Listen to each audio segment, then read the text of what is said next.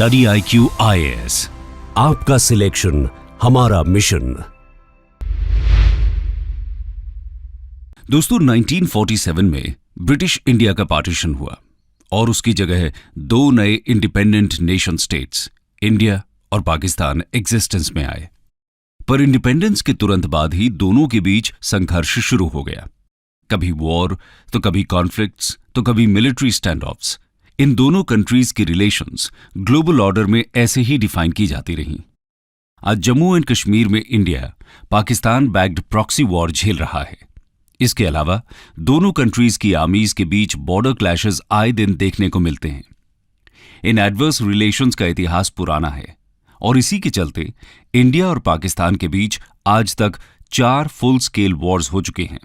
1947, 1965, 1971 और 1999 में। आज की इस कहानी में हम आपको इंडिया और पाकिस्तान के बीच हुए 4 मेजर वॉर्स के बारे में बताएंगे और जानेंगे कि ये वॉर्स क्यों हुए और उनके रिजल्ट्स क्या रहे। दोस्तों, इंडिया पाकिस्तान के बीच सबसे पहला वॉर आजादी मिलने के तुरंत बाद यानी 1947 में हुआ। आइए जानते हैं इस वॉर के बारे में। India Pakistan war 1947। दोस्तों 1947 के इस वॉर को फर्स्ट कश्मीर वॉर भी कहा जाता है क्योंकि ये वॉर जम्मू एंड कश्मीर के लिए हुआ था। आप जानते हैं कि 1946 से 1947 के बीच मुस्लिम नेशनलिज्म अपनी चरम सीमा पर था। ऑल इंडिया मुस्लिम लीग की लीडरशिप में मुस्लिम्स एक सेपरेट स्टेट की डिमांड कर रहे थे और इस कॉन्टेक्स्ट में हिंदूज और मुस्लिम्स के बीच कई रायट्स हुए। नतीजतन ब्रिटिशर्स ने इंडिया को डिवाइड करने का डिसीजन लिया और पाकिस्तान का फॉर्मेशन हुआ। इंडिपेंडेंस के बाद प्रिंसली स्टेट्स में इंडिया या पाकिस्तान को ज्वाइन करने को लेकर कई डिस्प्यूट्स हुए। Jammu and Kashmir princely state के महाराजा हरि सिंह ने शुरुआत में दोनों ही डोमिनियंस को ज्वाइन करने से इनकार कर दिया। रीजन ये दिया गया कि ये स्टेट एक मुस्लिम मेजॉरिटी स्टेट है जो इंडिया को ज्वाइन करने के लिए रेडी नहीं थे और अगर वो पाकिस्तान ज्वाइन करते तो इस रीजन के हिंदूज, सिख्स और बाकी माइनॉरिटीज वल्नरेबल हो जाते। पॉलिटिकल सिनेरियो की बात करें तो यहां पर 2 पार्टीज डोमिनेंट थी। पहली थी शेख अब्दुल्ला की लीडरशिप में नेशनल कॉन्फ्रेंस। ये पार्टी सेक्युलर थी, इंडियन नेशनल कांग्रेस की एलाय थी और इंडियन यूनियन को ज्वाइन करने के फेवर में थी। और दूसरी पार्टी थी मुस्लिम कॉन्फ्रेंस जो ऑल इंडिया मुस्लिम लीग के पक्ष में थी और पाकिस्तान ज्वाइन करने के फेवर में थी। खैर, अब आया अगस्त 1947 जब इंडिया को आजादी मिलने वाली थी। इस दौरान जम्मू एंड कश्मीर के पुंछ एरिया के मुस्लिम्स ने रिबेलियन कर दिया। रिबेलियन का कारण हाई टैक्सेशन और एम्प्लॉयमेंट की कमी को बताया जाता है। यहां के मुस्लिम्स पाकिस्तान को ज्वाइन करने की डिमांड करने लगे। पुंछ में हो रही इस अपराइजिंग के चलते महाराजा हरि सिंह ने जम्मू एंड कश्मीर के वेस्टर्न डिस्ट्रिक्ट्स पर अपनी पकड़ खो दी। ऐसा बताया जाता है कि इस रिबेलियन के कारण महाराजा इंडिया को ज्वाइन करने के लिए तैयार हो गए। पैनिक में मुस्लिम कॉन्फ्रेंस ने पाकिस्तान गवर्नमेंट को तुरंत एक्शन लेने के लिए उकसाया। इस बीच पाकिस्तानी लीडरशिप को भी लगा कि महाराजा जम्मू एंड कश्मीर को इंडिया में विलय करना चाहते हैं और इसी के चलते 22 अक्टूबर 1947 को पाकिस्तान की पश्तून ट्राइबल मिलिशियाज ने जम्मू एंड कश्मीर को इन्वेड कर दिया और पाकिस्तानी फोर्सेज ने लोकल ट्राइबल मिलिशियाज के साथ मिलकर श्रीनगर को कैप्चर करने का प्लान बनाया। इंडियन मिलिट्री सोर्सेज के अनुसार इस मिशन का नाम ऑपरेशन गुलमर्ग था। अटैक होते ही महाराजा ने इंडिया को मदद भेजने की रिक्वेस्ट की और इंडियन लीडरशिप ने हेल्प के बदले एक शर्त रखी। शर्त यह थी कि महाराजा को इंस्ट्रूमेंट ऑफ एक्सेशन साइन करना होगा और जम्मू एंड कश्मीर को हिंदुस्तान का हिस्सा बनना होगा, क्योंकि ऐसा किए बिना इंडिया की तरफ से वहां मिलिट्री हेल्प भेजना किसी भी तरह से लॉजिकल नहीं होता। इंडिया का पार्ट होने पर ही जम्मू एंड कश्मीर को डिफेंड करना इंडिया की रिस्पॉन्सिबिलिटी हो सकती थी। ऐसे में महाराजा ने शर्त को स्वीकार कर लिया। आइए अब देखते हैं वॉर के इंपॉर्टेंट इवेंट्स के बारे में। Events of war. दोस्तों, पाकिस्तान सपोर्टेड पश्तून्स का ट्राइबल अटैक मुजफ्फराबाद सेक्टर से शुरू हुआ। इन ट्राइबल फोर्सेज ने इस रीजन की स्टेट फोर्सेज को डिफीट कर दिया और कैपिटल का रास्ता खुल गया। इस ट्राइबल आर्मी में पाकिस्तानी आर्मी के सोल्जर्स भी थे जो वेश बदलकर शामिल हुए थे। जैसा कि हमने बताया कि महाराजा ने इंडिया का इंस्ट्रूमेंट ऑफ एक्सेशन स्वीकार कर लिया था। एक सेशन होते ही इंडिया ने ट्रूप्स और इक्विपमेंट को श्रीनगर एयरलिफ्ट किया और इस ऑपरेशन के कमांडिंग ऑफिसर थे लेफ्टिनेंट कर्नल दीवान रंजीत राय। इंडियन मिलिट्री ने महाराजा की फोर्सेस को रीइंफोर्स किया। मिलिट्री ने एक डिफेंस पैरामीटर बनाया और ट्राइबल फोर्सेस को श्रीनगर के बाहरी इलाके में डिफीट किया और इसके बाद एक लंबी लड़ाई शुरू हुई जहां इंडियन मिलिट्री और पाकिस्तानी ट्राइबल फोर्सेस के बीच एक के बाद एक अलग अलग जगहों पर क्लैशेस हुए। अक्टूबर 1947 में जब अटैक शुरू हुआ तो वॉर फ्रंट था नौशेरा, राजौरी, गुलमर्ग, उरी, बारामूला, गुराइस और स्कार्दू। इन्हीं सिटीज के फ्रंट में वॉर चलता रहा और 31 दिसंबर 1948 तक ये फ्रंट कुछ इस प्रकार था: झांगर, राजौरी, गुलमर्ग, उरी, तितवाइल, गुराइस और कारगिल। इन सभी एरियाज को इंडियन आर्मी ने सक्सेसफुली अपने कंट्रोल में कर लिया। फिर इंडिया ने इस कॉन्फ्लिक्ट को सॉल्व करने के लिए यूनाइटेड नेशंस सिक्योरिटी काउंसिल की मदद ली, जिसके बाद दोनों साइड्स के बीच नेगोशिएशंस शुरू हुई। दोनों साइड्स ने सीज फायर को मंजूर कर लिया और सीज फायर के टर्म्स एंड कंडीशंस को यूएन कमीशन के रेजोल्यूशन 47 में लिखा गया और फाइनली 1 जनवरी 1949 को सीज फायर डिक्लेयर किया गया।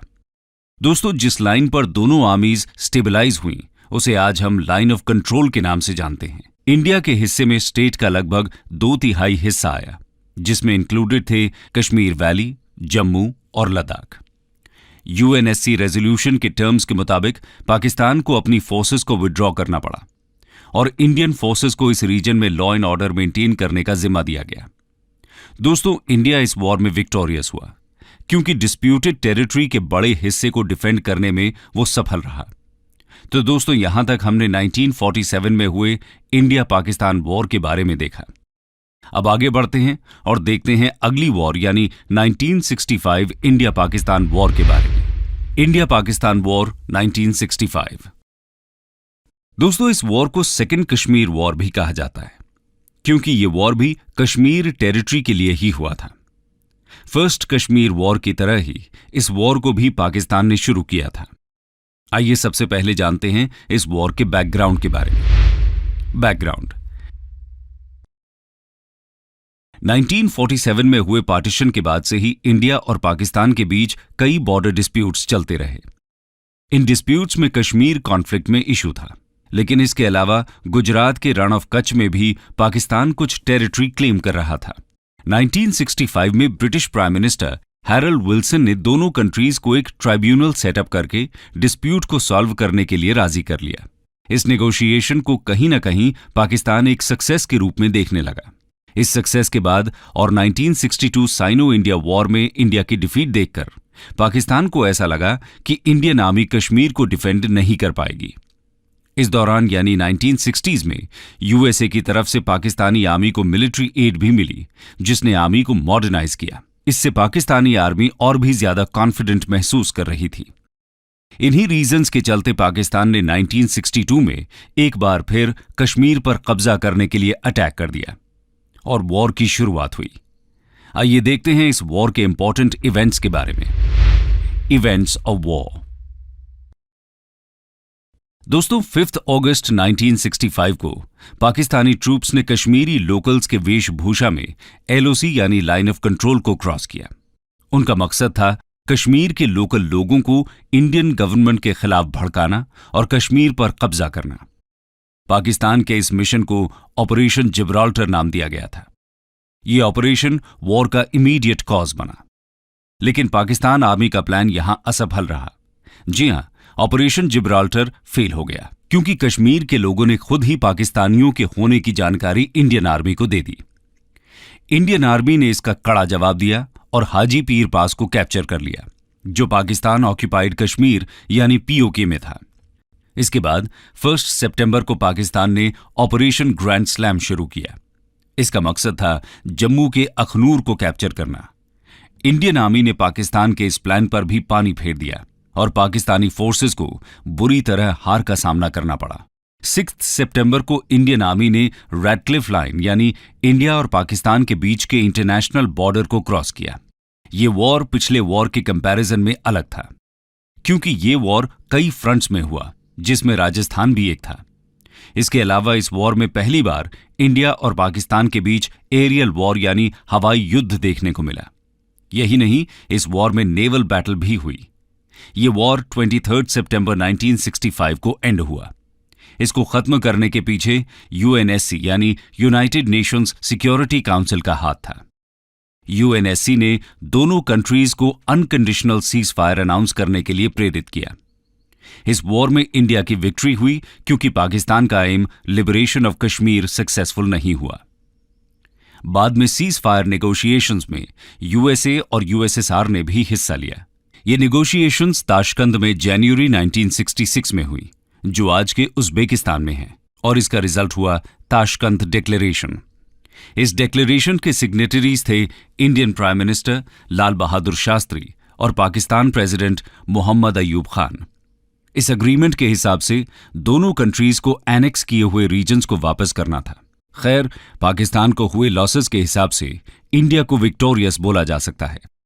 इस वॉर के बाद इंटेलिजेंस फेलियर का मुद्दा भी सामने आया, क्योंकि पाकिस्तानी फोर्सेज ने इंडियन टेरिटरीज में एंट्री की थी और इंटेलिजेंस एजेंसीज को इस बात की खबर तक नहीं थी।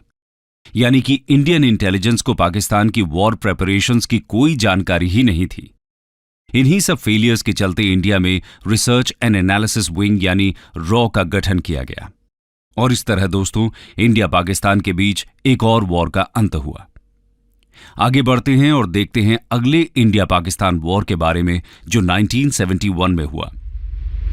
India Pakistan war 1971। दोस्तों, जैसा कि हमने बताया कि इंडिया और पाकिस्तान के बीच 4 मेजर वॉर्स हुए।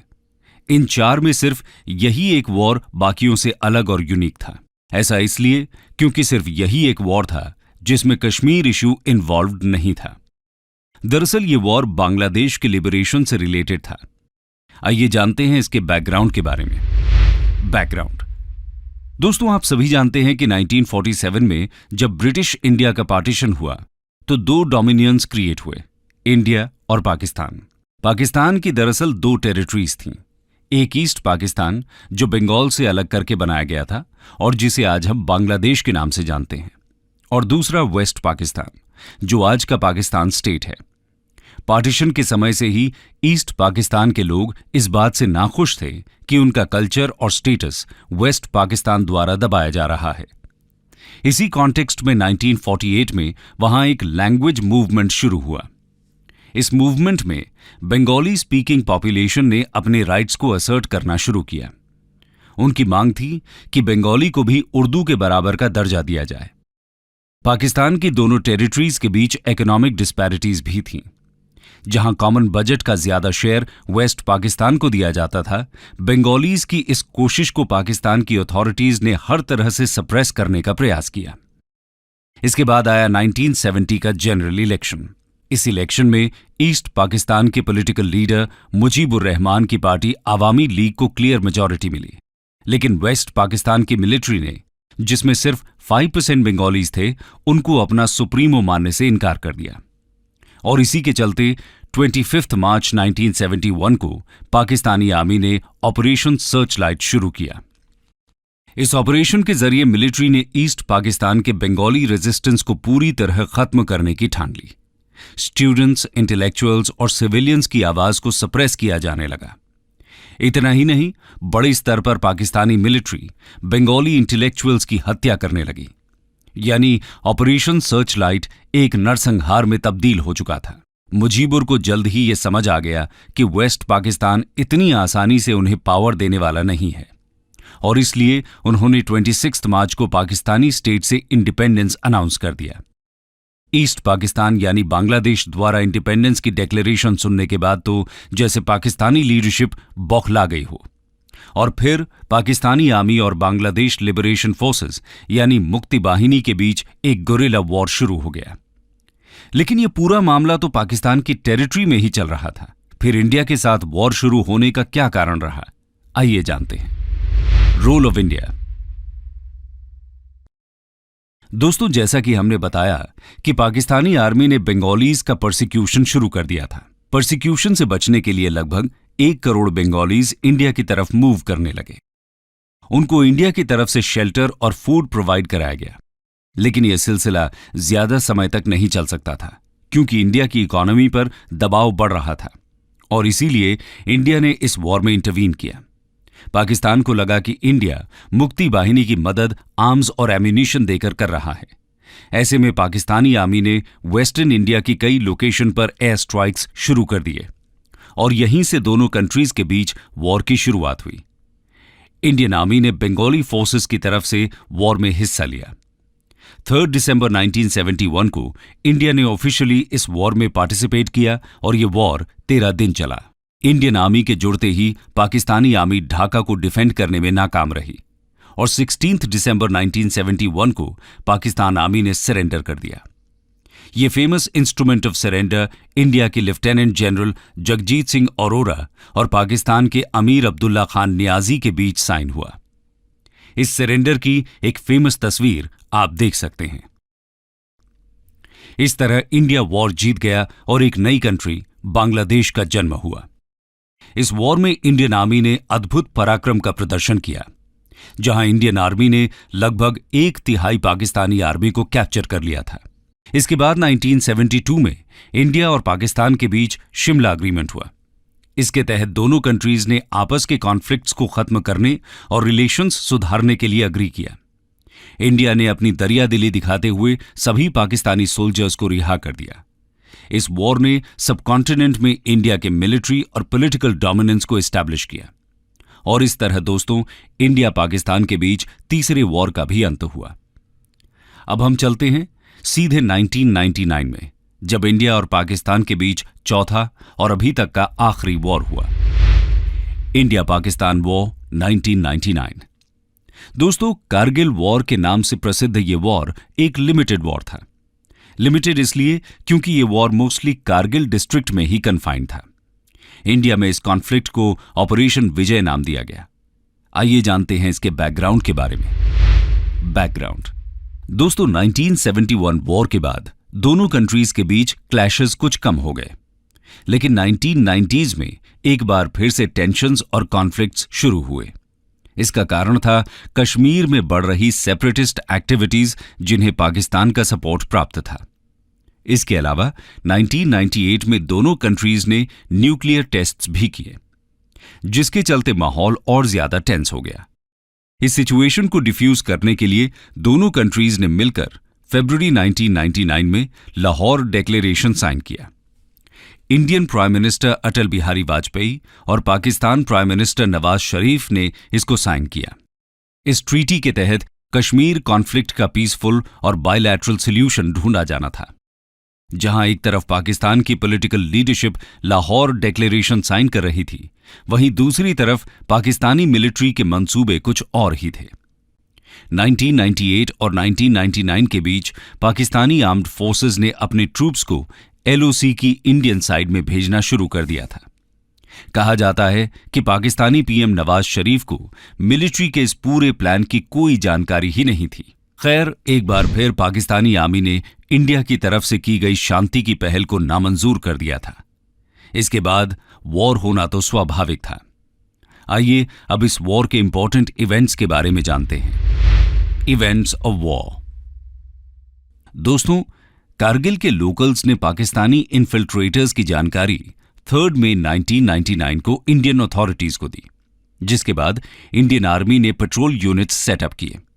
लेकिन इस बात का अंदाजा किसी को नहीं था कि पाकिस्तानीज की संख्या कितनी है और वो कितना अंदर तक घुस चुके हैं। इसी वजह से बहुत से पेट्रोलिंग सोल्जर्स को पाकिस्तानी फोर्सेस द्वारा कैप्चर कर लिया गया और उनका भयानक टॉर्चर हुआ। फिर 9 मई को पाकिस्तान की तरफ से हैवी शेलिंग शुरू हुई। यह शेलिंग एक कवर फायर की तरह थी, जिससे और भी पाकिस्तानी इन्फिल्ट्रेटर्स इंडियन टेरिटरी में घुस सकें। इसके बाद द्रास, मुश्को और कक्सर सेक्टर्स में LOC के आर पार इन्फिल्ट्रेटर्स ने एंटर किया। मई के बीच में इंडियन आर्मी ने कारगिल सेक्टर में अपने ट्रूप्स को भेजा। वहीं इंडियन एयरफोर्स ने इन घुसपैठियों पर हमले शुरू कर दिए। दोनों साइड्स की तरफ से इंटेंस फाइट होने लगी। हमारे सोल्जर्स ने बड़ी बहादुरी से इस पहाड़ी इलाके में हाई एल्टीट्यूड और कोल्ड वेदर में लड़ाई लड़ी। 4 जुलाई को इंडियन आर्मी ने टाइगर हिल को कैप्चर कर लिया और अगले दिन द्रास को भी कैप्चर कर लिया। टाइगर हिल आज के लद्दाख के द्रास कारगिल रीजन में एक माउंटेन है। इनका कैप्चर होना एक मेजर ब्रेक थ्रू था। इंटरनेशनल फ्रंट पर यूएस प्रेसिडेंट बिल क्लिंटन ने पाकिस्तान से ट्रूप्स विड्रॉ करने के लिए कहा और जल्द ही इंटरनेशनल प्रेशर के चलते 11 जुलाई 1999 को पाकिस्तान ने ट्रूप्स विड्रॉ करना शुरू भी कर दिया। 14 जुलाई 1999 को इंडिया के प्राइम मिनिस्टर अटल बिहारी वाजपेयी ने ऑपरेशन विजय के सक्सेसफुल होने का ऐलान किया और 26 जुलाई को इस वॉर का अंत हुआ। दोस्तों, इस वॉर में G8 कंट्रीज, आसियान, यूएसए और EU सभी ने इंडिया का सपोर्ट किया, जो ये दर्शाता है कि इंटरनेशनल ऑर्डर में इंडिया की इमेज एक रिस्पॉन्सिबल और पीसफुल नेशन की थी।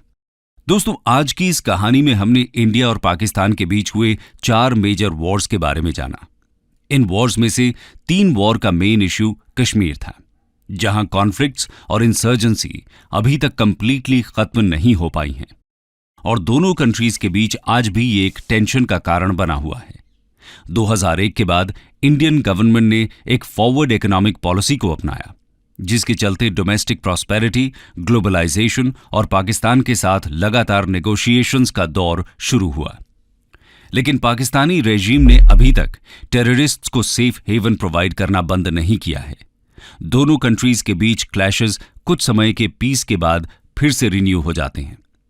14 फरवरी 2019 को हुआ पुलवामा अटैक इसका बेस्ट एग्जाम्पल है, जिसमें हमारे 40 सीआरपीएफ जवान शहीद हो गए थे। इसका बदला इंडिया ने 26 फरवरी को LOC के पार टेररिस्ट कैंप्स पर एयर स्ट्राइक के थ्रू लिया। क्लैशेस का ये सिलसिला आज भी जारी है। आज भी पाकिस्तान इकोनॉमिक डेवलपमेंट के बजाय एंटी इंडिया रेटरिक फैलाने में लगा हुआ है, जिसके चलते वो लगातार इकोनॉमिक कोलैप्स की तरफ बढ़ रहा है। खैर, समय की जरूरत तो यही है कि दोनों कंट्रीज एक साथ मिलकर पीसफुली अपनी प्रॉब्लम्स का सॉल्यूशन निकालने की कोशिश करें, ताकि वर्ल्ड पीस इंश्योर हो सके और हम वॉर और कॉन्फ्लिक्ट से हटकर एक बेहतर कल की तरफ बढ़ सकें। स्टडी IQ IAS, आपका सिलेक्शन हमारा मिशन।